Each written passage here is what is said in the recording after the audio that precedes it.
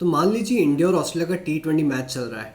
Australia ने पहली batting करी, ऑस्ट्रेलिया ने 200 रन बनाए, तो इंडिया को टारगेट है सेकंड इनिंग में 200 रन चेस करने का।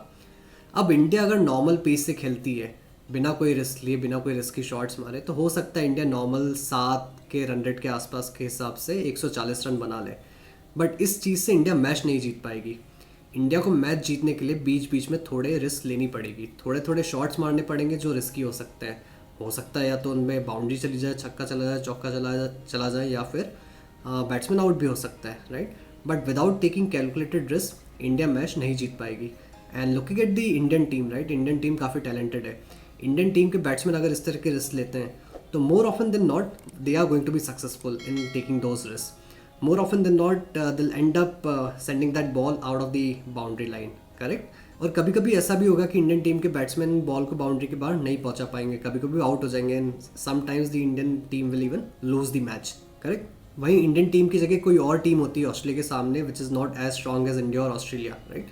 If those players take risk in front of Australia, those players are going to be unsuccessful more often than not, right. More often than not they are going to lose the match to the Australian team, correct. तो जो team जितनी ज़्यादा talented होती है उनकी calculated risk उतनी ज़्यादा काम करेगी, उतनी बार वो रिस्क लेके सक्सेसफुल होंगे, और कभी कभी सक्सेसफुल नहीं भी होंगे।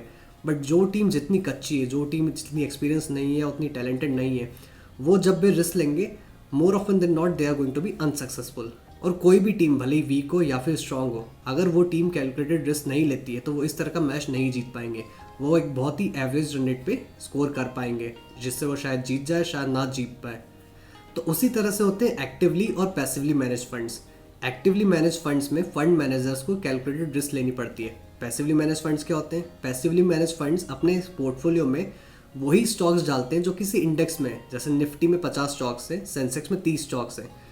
तो कोई इंडेक्स फंड या कोई पैसिवली मैनेज फंड अगर निफ्टी को फॉलो कर रहा है तो वो अपने पोर्टफोलियो में वही 50 स्टॉक डालेगा जो निफ्टी में है। और कोई पैसिवली मैनेज फंड अगर सेंसेक्स को फॉलो कर रहा है तो वो फंड अपने पोर्टफोलियो में वही 30 स्टॉक्स डालेगा जो सेंसेक्स में, उसके आगे वो कोई दिमाग नहीं लगाएंगे।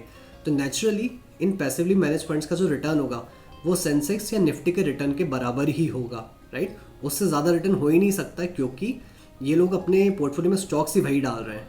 सो पैसिवली मैनेज फंड्स या फिर इंडेक्स फंड्स आपको मार्केट एवरेज रिटर्न ही देंगे, क्योंकि ये मार्केट को ही फॉलो करते हैं, राइट। बट अगर आपको मार्केट को बीट करना है, अगर आपको मार्केट को हराना है, आपको मार्केट से ज़्यादा रिटर्न चाहिए, तो आपको थोड़ी रिस्क लेनी पड़ेगी, राइट। और यही होता है एक्टिवली मैनेज फंड्स में। एक्टिवली मैनेज फंड्स क्या करते हैं? वो मार्केट को फॉलो नहीं करते। उनका ऑब्जेक्टिव, उनका एम ही यही होता है कि मार्केट को बीट करना है। अगर मार्केट 12% रिटर्न दे रहा है तो मुझे 15% रिटर्न लाना है, मुझे 13% रिटर्न लाना है, मुझे 14% रिटर्न लाना है, राइट। तो ज़्यादा रिटर्न लाने के लिए फंड मैनेजर्स क्या करते हैं? कैलकुलेटेड रिस्क लेते हैं। वो अपने पोर्टफोलियो में वो स्टॉक्स डालते हैं वो जो शायद इंडेक्स में नहीं हो। वो अपना खुद का इकोनॉमी एनालिसिस करते हैं, इंडस्ट्री एनालिसिस करते हैं, कंपनीज का एनालिसिस करते हैं इन डेप्थ, और उसके बाद एक कॉल लेते हैं कि कौन से स्टॉक्स अपने पोर्टफोलियो में रखने, कौन से स्टॉक पोर्टफोलियो में नहीं रखने, कौन से स्टॉक हम पोर्टफोलियो में रखें ताकि हम मार्केट को बीट कर पाए, कौन से स्टॉक हम पोर्टफोलियो में रख के हमारे इन्वेस्टर्स को मार्केट से ज़्यादा रिटर्न दे पाए। ये ऑब्जेक्टिव होता है एक्टिवली मैनेज फंड्स का। और नेचुरली एक्टिव फंड मैनेजर्स जो रिस्क लेते हैं अपने पोर्टफोलियो के साथ, वो कभी काम करेगी, वो कभी काम नहीं करेगी, कभी वो सक्सेसफुल होंगे, कभी सक्सेसफुल नहीं होंगे। बट जो अच्छे फंड मैनेजर्स होंगे वो most of the times market को बीट करने में सक्सेसफुल रहेंगे। वो अगर 10 बार बेट लेंगे तो मोस्ट ऑफ द टाइम्स उनकी बेट सक्सेसफुल होगी। और वहीं जो अच्छे फंड मैनेजर्स नहीं होंगे, जो अनसक्सेसफुल फंड मैनेजर्स जिसे हम बोलेंगे, वो लोग मार्केट को more often than not beat नहीं कर पाएंगे।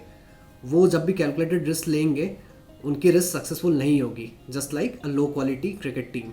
तो एक्टिव म्यूचुअल फंड ढूंढते टाइम आपको ये नहीं ढूंढना है कि कौन सा म्यूचुअल फंड या फिर कौन सा फंड मैनेजर हमेशा मार्केट को बीट कर रहा है। आपको वो फंड मैनेजर या फिर वो वाली म्यूचुअल फंड स्कीम ढूंढनी है जो ज़्यादातर मार्केट को बीट करती है। कोई ना कोई टाइम पीरियड तो ऐसा रहेगा जब हर स्कीम मार्केट से नीचे का रिटर्न देगी। So this is the risk that you take when you invest in an actively manage fund. और इसी रिस्क को लेने की वजह से आपको ज़्यादा रिटर्न मिलने के चांसेस भी होते हैं। और एक बहुत ही नेचुरल सी बात है, पैसिवली मैनेज जो फंड्स होते हैं उनमें फंड मैनेजर कोई ज़्यादा काम नहीं करते, उन्हें कोई ज़्यादा एनालिसिस नहीं करना पड़ता, तो उनके जो चार्जेस होते हैं, उनका जो एक्सपेंस रेशियो होता है, वो एक्सपेंस रेशियो काफ़ी कम होता है एक्टिवली मैनेज फंड्स के कंपैरिजन में। और एक्टिवली मैनेज फंड्स में फंड मैनेजर्स को बहुत ज़्यादा काम करना पड़ता है, उन्हें काफ़ी एनालिसिस करना पड़ता है।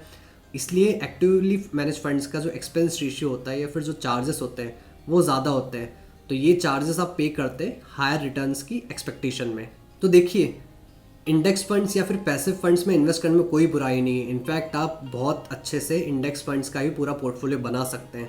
बट अगर आप थोड़ी भी रिस्क लेने की एपेटाइट रखते हैं, आप थोड़ा ज़्यादा रिटर्न की चाह रखते हैं, तो फिर आपको एक्टिवली मैनेज फंड्स में इन्वेस्ट करना चाहिए। एट 7 प्रॉस्पर हम आपको दोनों तरह के इन्वेस्टमेंट्स रिकमेंड करते हैं। हम आपको पैसिव या इंडेक्स फंड्स भी रिकमेंड करते हैं और हम आपको एक्टिवली मैनेज फंड्स भी रिकमेंड करते हैं based on how much risk can you take. And the most important thing that we do for you is selecting the right actively manage mutual funds, क्योंकि आपके लिए बहुत मुश्किल हो जाएगा कि हज़ारों एक्टिवली मैनेज म्यूचुअल फंड्स जो है उसमें से कौन सा म्यूचुअल फंड अच्छा है, कौन सा म्यूचुअल फंड कंसिस्टेंटली मार्केट को बीट कर रहा। तो ये सारा एनालिसिस हम खुद करते हैं और हम आपको वो रिकमेंडेशन देते हैं कि कौन सा एक्टिवली मैनेज म्यूचुअल फंड अच्छा है। तो आप इस डिबेट में ना पड़िए कि एक्टिव म्यूचुअल फंड्स अच्छे हैं या फिर पैसिव म्यूचुअल फंड्स अच्छे हैं। दोनों अच्छे होते हैं। It's just about selecting the right actively manage mutual fund. तो अगर आपके कोई भी और क्वेश्चन है एक्टिव या पैसिव फंड्स को लेके, do drop them in the comment section और इस चैनल को सब्सक्राइब करें ताकि आपको इस तरह की और भी इंफॉर्मेशन वीडियोस मिलते रहें।